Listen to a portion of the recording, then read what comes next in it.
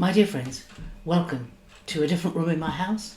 I'm going to use a different place because as I've been praying and thinking today, 4th of January 2024, about the thought for the day, I want to continue with the thought for the day every day as long as it seems the Lord wants me to.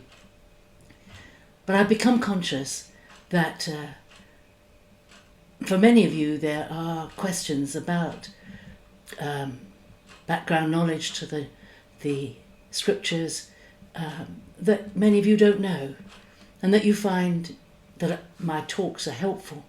And I don't want to extend the length of the thought for the day talks by any means at all, because I don't want them to go longer than 8-9 minutes absolute maximum, because many of you don't have that much time to spend with me every morning.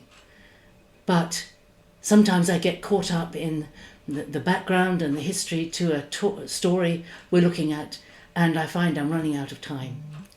So I just feel before the Lord that it would be a good idea for me to do some sessions which will be longer than the thought for the day, looking at the background to the Bible, the background history to the Old Testament, the history of the New Testament, background events, background people, taking a sweep of the story of the whole of the Bible rather than only looking at a verse or two. So this is very exciting to me. I have taught this before, quite a long time ago now. I've taught it several times, and it is wonderful to make sense of the Old Testament, to know where, for example, Hosea fits into the history of the Old Testament and what the big sweep of the story of salvation is all about. And many people don't really look at the Old Testament because they can't make sense of it. And I'd like to do this course with you, helping you to understand what happened when, who followed what the circumstances were when different people were alive, because we have to remember that the Old Testament covers over 4,000 years. And things changed in that time. There were times when people lived in little camps. There were times when people lived in villages and then in larger cities. There were times when the story is only about a family, and sometimes when it's talking about a kingdom that splits. And fitting it all together is very difficult. But it's a great adventure to understand what the Old Testament is all about. And rather than read it in a book, I thought you might like to journey with me in this discovery. So I'm inviting you to look out for a different posting. It won't be called Thought for the Day. I'm not quite sure what to call it. Get to know let's get into, I don't know, what shall I call it? Perhaps if you've got any ideas about what I could call it, you can let me know. And over the next few days I shall record maybe one or two of the sessions and post them up. So they'll come up not in the morning when the thought for the day would normally be posted, but they will come up at different times of the day. And if you don't want to look at them, just ignore them. But maybe one of these days you'll think, oh, I'd really like to know a bit more about the Old Testament and New Testament, about the people that are mentioned, about the civilizations that are mentioned, about the events that aren't included in the Bible, because there's an awful lot of world events that aren't included. For example, I'm going to get carried away. I do get carried away talking about the history of the Old Testament. If you read just the Old Testament and the New Testament, you would think the Greek Empire never existed and that Alexander the Great never lived.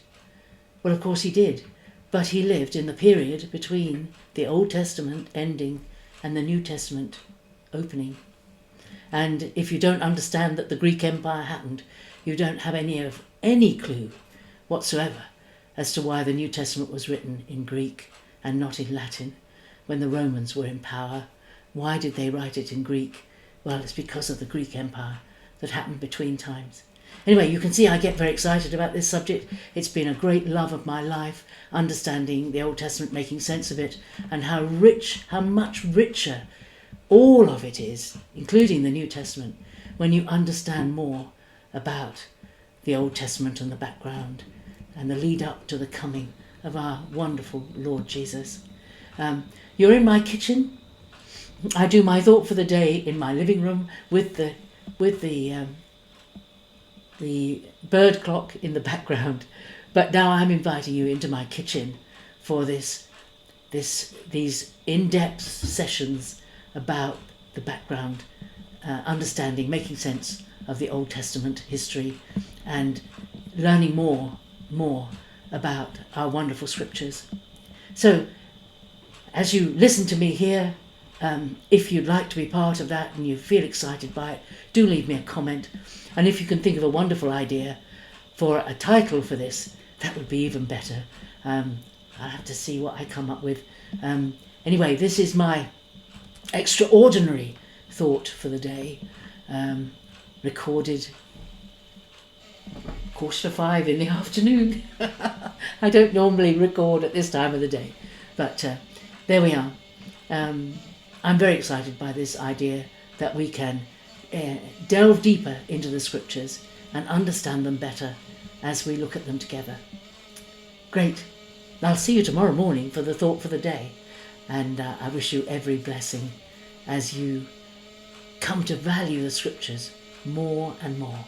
They are the most exquisitely written, most amazing compilation of books that has ever been compiled. I'm rambling now, but bless you. Join me if you can. Bye-bye for now.